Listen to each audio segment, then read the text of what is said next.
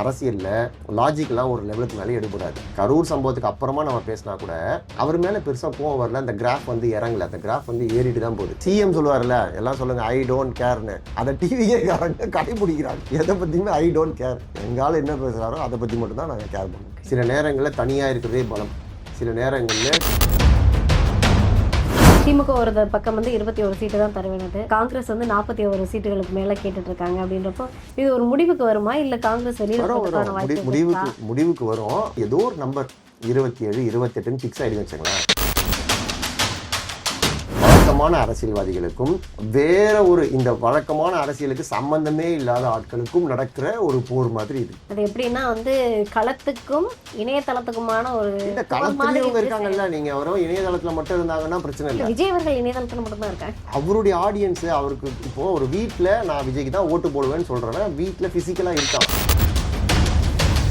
Election முடிஞ்ச பிறகுதான் நமக்கு தெரியும் இந்த பாயிண்ட் கிளிக் ஆச்சா, இந்த பாயிண்ட் கிளிக் ஆகலையான்னு. இப்போ நீங்கள் 5000 கொடுத்துட்டோம் உறுதியாக ஜெயிச்சிருவோம் அப்படின்னு திமுக உட்காந்துட்டு இருக்க முடியாது. அதிமுக அவங்க 5000 சொன்னா, நான் 10,000 சொல்லிட்டேன், அதனால நான் தான் ஜெயிக்க போறேன்னு வீட்டில் உட்காந்துட்டு இருக்க முடியாது. இப்போ இது எதுவுமே செய்யாம விஜய் வந்து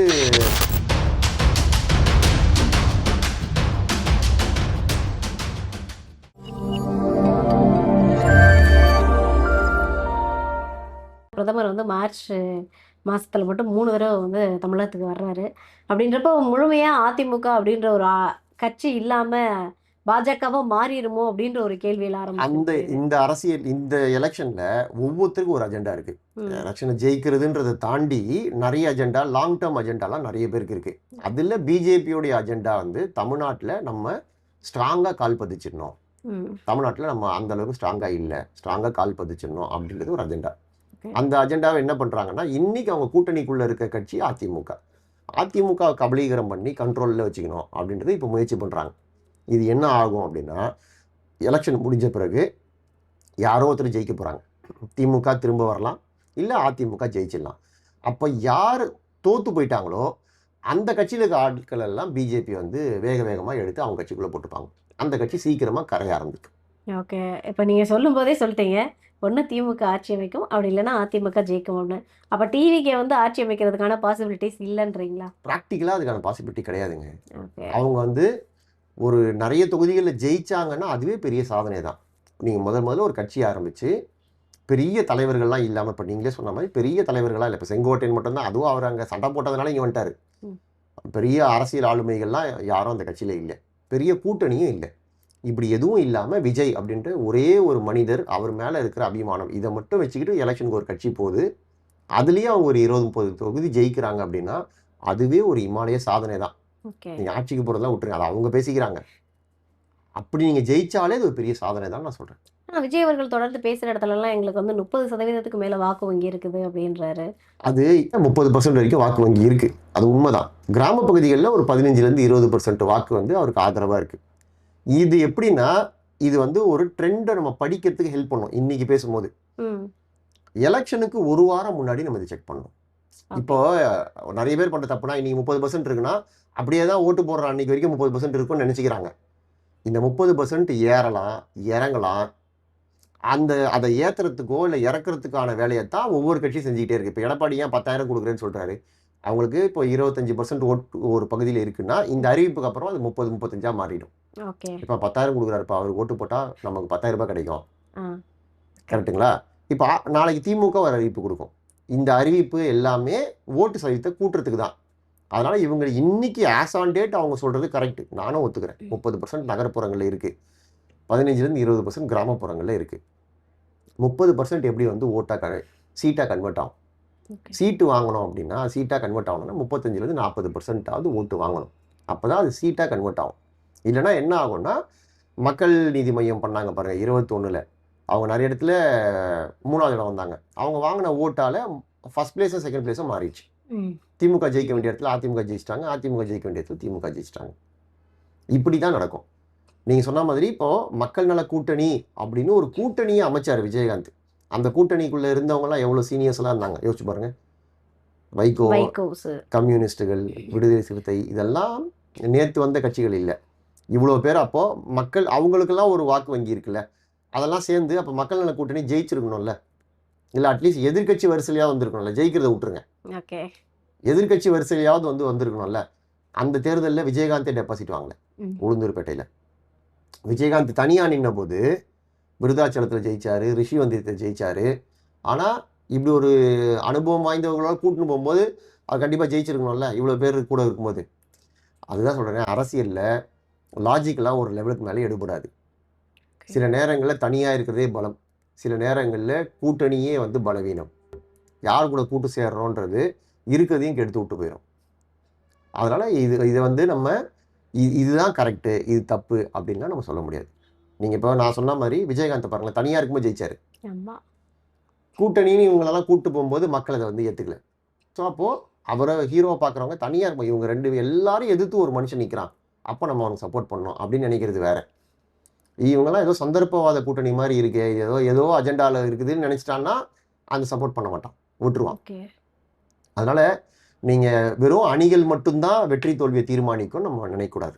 ஓகே, விஜய் அவர்கள் நீங்கள் ஃபஸ்ட்டு பேசும்போதே என்கிட்ட சொன்னீங்க, ரொம்ப கன்வீனியண்ட்டான விஷயங்களுக்கு மட்டுமே குரல் கொடுத்துக்கிட்டு இருக்காரு அப்படின்னு. ஒரு முதலமைச்சர் வேட்பாளராக தன்னை முன்னெடுத்திருக்கக்கூடியவர் இதில் கன்வீனியண்ட்டாக இருக்குமா, இது கஷ்டமாக இருக்குமா அப்படின்னு பிரித்து பார்க்கக்கூடாது இல்லையா? நான் நேற்று பேசும்போது கூட கரூர் சம்பவத்தில் சிஎம் சார் ஏன் மேலே ஏன் பழி போடுறீங்க அப்படின்னாரு. அதுக்கு முன்னாடி பேசும்போது சொல்லும்போது சேலமில் பேசும்போது சொன்னார், நான் நீதி கேட்டு உங்ககிட்ட வந்திருக்கேன் அப்படின்னாரு.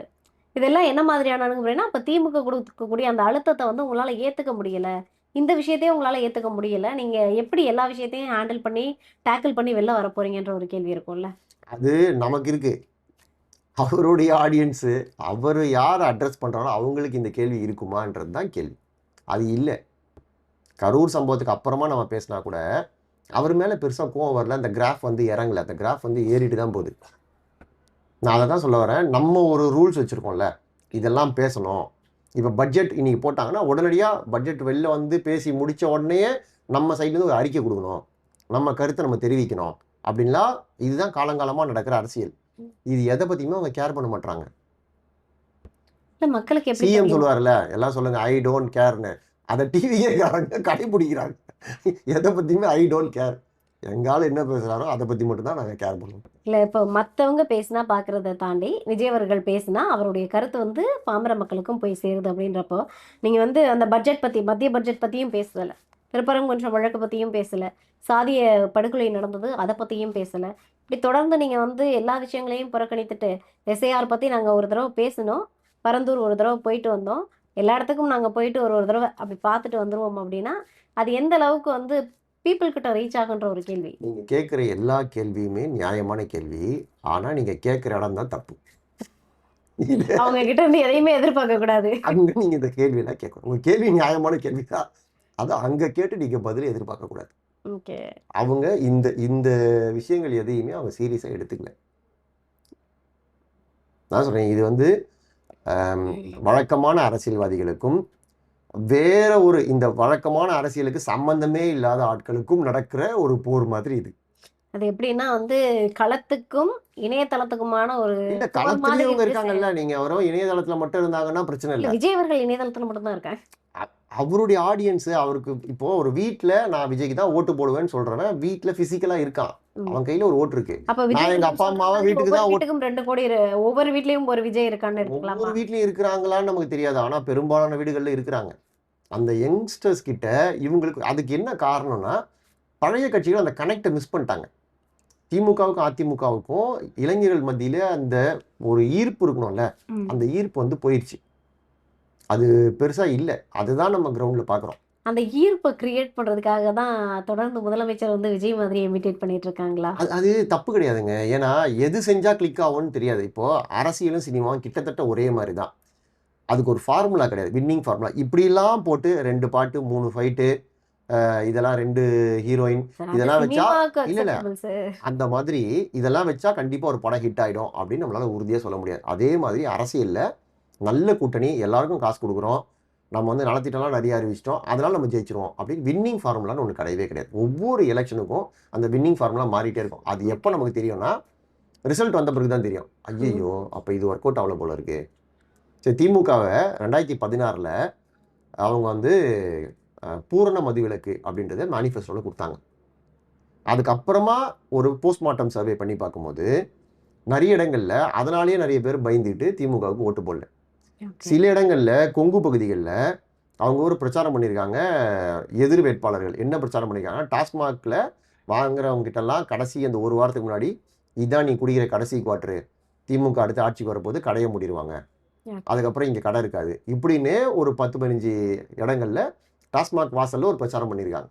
அவன்லாம் பயந்துட்டான். திமுக வந்தோடனே கடையை மூட்டாங்கன்னா அப்போ நம்ம எங்கே போய் குடிக்கிறது, டெய்லி சாயந்தரம் வந்து இங்கே வாங்கிட்டு போகிறோம், அப்போ அடுத்த ஊர்லேயும் மூட்டுருவாங்க, அடுத்த ஊரில் மூட்டுருவாங்க, அப்போ எங்கே தான் போகிறது. அவன்லாம் பயந்து ஓட்டு போடவே இல்லை. இதை திமுக சென்ஸ் பண்ணதுனால தான் 21 தேர்தல் வாக்குறுதியில் பூர்ண மதிவிலக்குன்றது இடம்பெறலை. ம். கரெக்டுங்களா? அதை எடுத்துட்டு படிப்படியா மதுவிலக்கு படிப்படியாக குறைக்கிறோம் அப்படின்னு சொல்லிட்டாங்க. இப்போ வரைக்கும் குறைக்கல, கூட்டியிருக்காங்க. குறைக்க முடியாது. நீங்கள் வந்து ரெவென்யூ சோர்ஸ், அது முக்கியமான ஒரு ரெவென்யூ சோர்ஸ், அதை அவங்களால குறைக்க முடியாது. அப்போ நீங்கள் வேற ஒரு இடத்துல இருந்து ஃபண்டு எங்கேருந்து வரும்னு கண்டுபிடிக்கணும். ம். இது நான் சொல்ல வருதுன்னா, இப்படி எலெக்ஷன் முடிஞ்ச பிறகு தான் நமக்கு தெரியும் இந்த பாயிண்ட் கிளிக் ஆச்சா, இந்த பாயிண்ட் கிளிக் ஆகலையான்னு. ஓகே. இப்போ நீங்கள் 5000 கொடுத்துட்டோம் உறுதியாக ஜெயிச்சிருவோம் அப்படின்னு திமுக உட்காந்துட்டு இருக்க முடியாது. ம். அடுத்தடுத்த வேலை செஞ்சுட்டே தான் இருக்கணும். அதிமுக அவங்க 5000 சொன்னா, நான் 10,000 சொல்லிட்டேன், அதனால நான் தான் ஜெயிக்க போறேன்னு வீட்டில் உட்காந்துட்டு இருக்க முடியாது. எஸ். சரிங்களா? இப்போ இது எதுவுமே செய்யாமல் விஜய் வந்து வெறும் அட்டாக் மட்டும் பண்ணிட்டே இருக்கணும், நான் திமுகவுடைய வெறுப்பை கூர்த்திட்டே இருக்கேன், அதனால நான் உறுதியாக ஜெயிச்சிருக்கேன்னு அவங்களும் உட்காந்துட்டு இருக்க முடியாது. ஓகே. நீங்கள் கிரவுண்டில் போய் எல்லாரும் வேலை செஞ்சு இதில் சில பேர் 100 பேரில் 10 பேர் இதை எடுத்துப்பான், 10 பேர் அதை பாயிண்ட் எடுத்துப்பான், ஒரு 50 பேர் இதில் கன்வின்ஸ் ஆவான், எதிர் மெஜாரிட்டி வருதோ அது ஜெயிக்கும். ஓகே. அதனால தான் தேர்தல் அப்படின்றது ரொம்ப ரொம்ப சுவாரஸ்யமாக இருக்குது. அதுவும் இந்த தேர்தல் வந்து ரொம்பவே சுவாரஸ்யமா இருக்குது. இது வந்து நீங்கள் கடைசி நிமிஷம் கூட ரிசல்ட் மாறிடும். Okay sir. இப்போ வந்து அதிமுக, திமுக, நாம் தமிழர் கட்சி கிட்டத்தட்ட வந்து எல்லா வேட்பாளர்களையும் அறிவிச்சிட்டாங்க. ஆண் பாதி, பெண் பாதின்னு சமமா வந்து அறிவிச்சிருக்காங்க. திமுக கூட்டணி வந்து தொகுதி பங்கீட வந்து பேச்சுவார்த்தை போயிட்டு இருக்கு. அதிமுக அவங்க கூட்டணியை செட் பண்ணிட்டு வேலைகளை தொடர்ந்து பண்ணிட்டு இருக்காங்க. இதுல தாவேக இப்போ எலெக்ஷனுக்கு என்ன வேலை பார்த்துருக்குன்னு கேட்டா இது வரைக்கும் எந்த அறிவிப்புமே வெளியில வரல. நான் தான் சொன்னேன், நீங்கள் கேட்குற கேள்வி எல்லாம் நியாயமான கேள்வி, கேட்குற இடம் தான் தப்பு. அவங்க இன்னும் 60 நாள் இருக்குது, நாங்கள் பட்டியல் வெளியிடுவோம், அவங்க வேலையை செய்வாங்க, ஓட்டு கேட்பாங்க, ஜனங்க ஓட்டு போடுவாங்க அப்படின்றது தான் அவங்களுடைய பதில். நான் அவங்ககிட்ட இதே கேள்வி கேட்குறேன். நான் பார்க்குற தாவேக ஆதரவாளர்கள்ட்ட நீங்கள் கேட்குற எல்லா கேள்வியும் இதுக்கு மேலே நிறைய கேள்விகளை நான் கேட்டிருக்கேன். ஓகே. அவங்க சொல்கிற ஒரே பதில், அண்ணன் இருக்காரு, தளபதி இருக்காரு, அவருக்கு தெரியும் சார், அவர் பார்த்துப்பாரு, அவர் யாரை நிற்க வச்சாலும் நாங்கள் ஓட்டு போடுவோம், நாங்கள் போய் ஓட்டு கேன்வாஸ் பண்ணுவோம். ஓகே. நீங்கள் அவங்களுக்கு என்ன பதில் சொல்லுவீங்க? அதில் என்ன ரிசல்ட் வரும்னு நமக்கு தெரியாதுல்ல. ம். அது எடுபடாமையே போகலாம். ம். இப்போது திமுக மாதிரி ஒரு பெரிய கட்சி, அதிமுகவும் ஒரு பெரிய கட்சியே கிரவுண்டில் இருக்கிற ஒரு ஆள் வந்து எஃபெக்டிவாக வேலை செஞ்சாருன்னா ஒரு ரிசல்ட் கிடைக்குது, கிரவுண்டில் இருக்கிறவங்க எஃபெக்டிவாக வேலை செய்யலைன்னா ரிசல்ட் வேறு மாதிரி ஆகிடுது. ஓகே. இப்போ நீங்கள் நேரு மாதிரி ஒரு ஆள் சிந்தாமல் சிதறாமல் திமுகவை வெற்றி பெற வைக்கிறார், செந்தில் பாலாஜி மாதிரி ஒரு ஆள் வெற்றி பெற வைக்கிறார். ஆனால் நீங்கள் சென்னையில் ஆர்கே நகர் இடைத்தேர்தலில் திமுக டெபாசிட்டே வாங்காமல் தோற்று போகுது. ம். சரிங்களா? இப்போது திமுக இந்த மாதிரி பெரிய வெற்றிகளையும் பார்த்துருக்கு, படுதோல்விகளையும் பார்த்துருக்கு. இதே மாதிரி அதிமுகவும் பெரிய வெற்றிகளையும் பார்த்துருக்கு, ஒன்றுமே இல்லாமல் காணாமல் போனதையும் பார்த்துருக்கு. இப்போ ஜெயலலிதா அம்மையார் தோற்று போயிருக்காங்க. ம். ஸோ இது வந்து 2 கட்சிகளும் இந்த வெற்றியும் பார்த்துருக்காங்க, தோல்வியும் பார்த்துருக்காங்க. இவங்க 2த்தையுமே பார்த்ததில்லை. ம். இவங்க இப்போ தான் முதல் முறையாக போகிறாங்க. அவங்களே இப்போ தான் பார்ப்பாங்க. அதை ஓகே. அவங்க கூட சேர்ந்து தான் நம்மளும் பார்க்குறோம். இல்ல அப்போ அப்படின்றப்போ நாங்க வந்து போட்டியிட்டு நாங்க வெற்றி பெறுறோம் அப்படின்றது ஓகே. 50 வருடங்கள் ஆண்ட கட்சியை நாங்க கன்சிடரே பண்ண மாட்டோம். ஆக்சுவலி வந்து வாண்டடா வண்டியில ஏறக்கூடியது ஒரு காமெடி பீஸ் அப்படின்ற லைக் சொல்றப்போ, நீங்க எதையுமே பார்க்காம, எதையுமே அனௌன்ஸ் பண்ணாம, எந்த வேலைகளையும் பார்க்காம, எந்த விஷயத்துக்கும் குரல் கொடுக்காம, தன்னை முதலமைச்சரா நான் கண்டிப்பா வருவேன்னு சொல்ற அந்த கான்ஃபிடென்ட்றது எப்படி இருக்குது? பெரிய கேள்விக்குறியா இருக்குது. அவருக்கு அந்த கான்ஃபிடன்ஸ் இருக்குது. அந்த கான்ஃபிடன்ஸ் மற்றவங்களும் இருக்கணுன்றதுனால தான் ஒவ்வொரு முறை முடிக்கும் போதும் கான்ஃபிடென்ட்டாக இருங்க, நல்லதே நடக்கும்னு சொல்கிறாரு. அது அவங்க ஆட்கள் ஆர்ப்பரிக்கிறாங்க. ம். அது என்ன நடக்குதுன்னு நம்ம வெயிட் பண்ணி பார்ப்போம். ஒரு என்டர்டைன்மெண்ட்டா போயிட்டு இருக்குது இந்த எலெக்ஷன் அப்படின்னு சொல்லலாம். இல்லை அது அப்படி அதை தான் சொல்ல வந்தேன். அப்படி நம்ம வந்து ஏதோ சின்ன பசங்க விளையாடுறாங்கன்னு அதை புறம் தள்ளிட முடியாது, அசால்ட்டாக இருக்க முடியாது. இல்ல அவங்க டிவிக்கே தான் வந்து நாம் தமிழர் கட்சியும், அதிமுக கட்சியும், மத்த கட்சிகளையுமே வந்து புறம் தள்ளிட்டு போறாங்க. ஆனால் மற்றவங்க அவங்கள அப்படி புறம் தள்ள முடியாது. இப்போ அதிமுக ஏதோ சொல்லிட்டு போறாரு, நம்ம வந்து அசால்ட்டாக இருப்போம்னு இருக்க முடியாது. திமுக அப்படி இருக்க முடியாது. ஏன்னா அவங்க உடைக்கிற ஓட்டில் வெற்றி தோல்வி மாறி போயிடலாம். திமுக ஜெயிக்க வேண்டிய இடத்துல அவங்க அசால்ட்டாக இருந்தாங்கன்னா டிவிக்கு ஒரு 10,000 ஓட்டு வாங்கிச்சா இவங்க ஜெயிச்சுட்டு போயிடுவாங்க, அதிமுக ஜெயிச்சிருவாங்க. அதிமுக அசால்ட்டாக விட்டாங்க, இவங்களை கன்சிடர் பண்ணாமல் விட்டாங்கன்னா அது திமுக ஜெயிச்சுட்டு போயிடுவாங்க. 2 பேருமே அசால்ட்டாக இருந்தாங்கன்னா அங்கே யாரோ ஒரு வலுவான கேண்டிடேட் நிற்கிறாருன்னு வச்சுக்கோங்க. டிவிக்கில் யாருங்க கேண்டிடேட் நிற்க போகிறாங்கன்னு நீங்கள் நினைக்கிறீங்க? இப்போ வரைக்கும் அனௌன்ஸ் பண்ணல சார். யார் வரப்போகிறாங்கன்னு நினைக்கிறீங்க? எல்லாமே நீங்கள் ரசிகர் மன்றத்தில் இருந்தவங்களை தான் 234 நிற்க வைக்க போகிறாங்கன்னு நினைக்கிறோமா? அப்படி நிற்க வைக்க மாட்டாங்க. குறைந்தபட்சம் ஒரு 30-40 இடங்கள்லையாவது ஒரு ஹெவி வெயிட்ஸ் அந்த ஏரியாவில் முக்கியமானவங்க செல்வாக்கு பெற்றவர்கள்னு அவங்க ஒரு சர்வே எடுத்துக்கிட்டு இருக்காங்க, ஒரு லிஸ்ட் ரெடி பண்ணிட்டு இருக்காங்க. யார் யார் நிற்க வச்சா வெற்றி தோல்விக்கான வாய்ப்பு என்ன அப்படின்னு ஒவ்வொரு தொகுதிக்கும் இதுக்கும் கிட்டத்தட்ட ஒவ்வொரு தொகுதிக்கும் 5 பேரை ஷார்ட் லிஸ்ட் பண்ணுறாங்க. ஓகே. அந்த 5 பேர்லேருந்து ஒருத்தரை தான் நிற்க வைக்க போகிறாங்க. அப்போ எப்படியும் ஒரு 30-40 பேர் வந்து உறுதியான ஆட்கள். ஜேசிடி பிரபாகர் எடுத்துக்காங்க. ஜேசிடி பிரபாகர் வில்லிவாக்கத்தில் அதிமுகவில் இருந்தவர், அவருக்கு தொகுதி தெரியும், அவரை ஒரு தொகுதியில் நிற்க வைக்கிறாங்கன்னு வச்சுங்களேன். அவருக்கு எலெக்ஷன் வேலையை நம்ம சொல்லித்தர தேவையில்லை, அவருக்கு ஆல்ரெடி தெரியும். விஎஸ் பாபுன்னு மாவட்ட செயலர் அதிமுகலேருந்து தாவேக்காவுக்கு போனவர், அவர் மாவட்ட செயலர் இருந்தவர், அதிமுக மாவட்ட செயலர். அவருக்கு அது என்னன்னு தெரியும். இன்னைக்கு அவங்க மேலே இந்த லேபிளை பிச்சுட்டு டிவிக்கேன்னு லேபிள் ஓட்டியிருக்காங்களே தவிர அவங்களுக்கு தொகுதி வேலை என்னன்னு தெரியும். செங்கோட்டையனுக்கு வந்து 7 தேர்தலும் 8 தேர்தலும் அவர் வந்து ஜெயிச்சவர். அவருக்கு அந்த தொகுதி என்ன, அங்கே யார், ஒவ்வொரு பூத்தில் என்ன இருக்குன்றது அவருக்கு தெரியும். கரெக்டுங்களா? இப்படி நம்ம இன்னும் டீப்பாக இறங்கி பேச ஆரம்பித்தோம்னா ஒவ்வொரு தொகுதியிலையும் ஆட்கள் இருக்காங்க. ஸோ எந்த தொகுதியிலும் எந்த கம்யூனிட்டிக்கு ஓட்டு இருக்குது, யாருக்கு செல்வாக்கு இருக்குது, யாரால் செலவு பண்ணி ஜெயிக்க முடியும், யாரால் எதிர்ப்பு சமாளிக்க முடியும், இது எல்லாத்தையும் கன்சிடர் பண்ணி தான் கேண்டிடேட்டை போடுவாங்க. அதனால் இது வந்து அவ்வளோ ஈஸியாக ஏதோ ஒன்று போட போகிறாங்க, யாரோ 234 பேர் அவன் பெருசெல்லாம் ஜெயிக்க மாட்டான், அப்படி நம்ம அசால்ட்டாக இருக்கக்கூடாதுன்னு சொல்கிறேன்.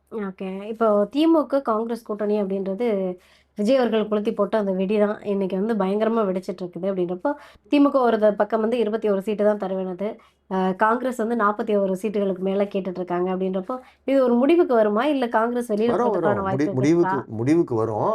அது முடிவு என்னவா இருக்கும்னு நமக்கு தெரியாது. அது 41 ஆரம்பிச்சாதான் இவங்க வந்து அவங்க 41 ஆரம்பிச்சாதான் இவங்க 21 ஆரம்பிப்பாங்க. ஸோ ஏதோ 1-2 சீட்டாவது கூடுதலாக வாங்கிட முடியும் அப்படின்னு நம்புறாங்க. ஏன்னா மனிதநேய மக்கள் கட்சியும் இப்போ வந்து போன தடவை 2 சீட்டு கேட்டிருந்தாங்க, இப்போ வந்து 5 தொகுதிகள் வேணும் எல்லாருமே அப்படிதாங்க சொல்லியிருக்காங்க. கேட்பாங்க. எல்லாருமே அப்படிதான் கேட்பாங்க. இப்போ தமாக வாசன் வந்து 6 சீட்டு கேட்குறாரு. அவருக்கு திடீர்னு 6 சீட்டு கொடுத்துட்டாங்கன்னா அவருக்கே என்ன பண்ணுறதுன்னு தெரியாது. கேட்குறத கேட்போமே, 6 சீட்டு கேட்குறாரு. 6 சீட்டு கொடுத்தா எங்கே போகிற ஆளுக்கு? அதனால அப்படிதான் ஆரம்பிப்பாங்க. அப்படி ஆரம்பிச்சாதான் இவங்க இங்கேருந்து அவங்க 50லேருந்து வருவாங்க, இவங்க 5லேருந்து வருவாங்க. நடுவில் எங்கேயாவது மீட் பண்ணிப்பாங்க. அது ஃபஸ்ட்டு பாயிண்ட்டு. அதுக்கு அடுத்தது ஏதோ ஒரு நம்பர் 27, 28ன்னு ஃபிக்ஸ் ஆகிடுதுன்னு வச்சுங்களேன். அந்த 28 எந்த தொகுதின்றது இருக்குல்ல, அங்கே தான் பெரிய சண்டை ஆரம்பிக்கும். நீங்கள் ஏற்கனவே ஜெயிச்ச 18 தொகுதி அப்படியே கொடுத்து வச்சுக்கோங்கன்னு கொடுக்க மாட்டாங்க. தொகுதியை மாற்றி கொடுப்பாங்க. அது சிலது அவங்க அக்செப்ட் பண்ணுவாங்க, அக்செப்ட் பண்ண மாட்டாங்க. அவங்களுக்கு சப்போஸ் திமுக வீக்காக இருக்குன்னு நினைக்கிற இடத்துலாம் காங்கிரஸ் தலையில் கட்டி விட்றாங்கன்னு வச்சுங்களேன். தோக்க போகிறோன்னு தெரிஞ்ச ஒரு தொகுதியில் போய் எப்படி நிற்க முடியும்? அதனால் இது வந்து 2வது. அதுக்கப்புறம் கிரவுண்டுக்கு போன பிறகு அங்கே இருக்கிற லோக்கல் நிர்வாகி ஒத்துழைப்பாரா ஒத்துழைக்க மாட்டாரான்றது ஒன்று இருக்குது. இப்போ உதாரணத்துக்கு காங்கிரஸ் ஒரு முறை அண்ணா நகர் தொகுதியை கேட்டு வாங்குறாங்க. அது 96 தேர்தலா 2001 தேர்தலா சரியான ஞாபகம் இல்லை. காங்கிரஸில் ஒருத்தர் மேலேருந்தே பேசி கொடுங்கன்னா ஆற்காடு வீராசாமி அவர்களுடைய தொகுதி அது. அந்த தொகுதியை அவங்க காங்கிரஸ் கேட்டு வாங்கிட்டாங்க. இப்போ இவங்க கலைஞர் வந்து மேலேருந்தே பேசுகிறாங்க, சரி கொடுத்துருவோன்னு கொடுத்துட்டாருன்னு வச்சுக்கலாம். அந்த கேண்டிடேட்டை ஆற்காடு வீராசாமிகிட்ட ஆதரவு கேட்க போகிறாரு. அவர் கதவு கூட திறக்கல. நீங்கள் எப்படி ஜெயிக்கிறேன்னு நான் பார்க்குறேன்னு சொல்கிறாரு. ஜெயிக்கவும் இல்லை, அந்த கேண்டிடேட் தோக்கடிச்சு அனுப்பிச்சிட்டாங்க. நீங்கள் மேலே இருக்கவங்க பேசிக்கிறாங்கிறதுக்காகவே கீழே இருக்கவங்க முழு ஒத்துழைப்பு கொடுப்பாங்க அப்படின்லாம் கிடையாது. அது அன்னைக்கும் அதான் நிலவரம், இன்னைக்கும் அதான் நிலவரம். இப்படி பல இடியாப்ப சிக்கல்கள் இருக்கிறதுனால தான் தேர்தல் சுவாரஸ்யமாக இருக்குது. தலைவர்கள் ஒவ்வொரு ஸ்டெப்பையும் ரொம்ப ரொம்ப டைம் எடுத்து யோசித்து முடிவெடுக்கிறாங்க. ஓகே சார், பார்க்கலாம் சார். இன்னும் என்னென்ன இலவசங்கள், என்னென்ன அறிவிப்புகள் வரப்போகுது, இது எல்லாம் தமிழக மக்கள் தலையில் வந்து இடியாக தான் இறங்குது. எதுவுமே வந்து பயனுள்ள ஒரு விஷயமா இல்லைன்றது மட்டும் நல்லாவே தெரியுது. பொறுத்திருந்து இன்னும் என்ன மாற்றங்கள் நடக்குது அப்படின்றத பார்க்கலாம் சார். நன்றி சார்.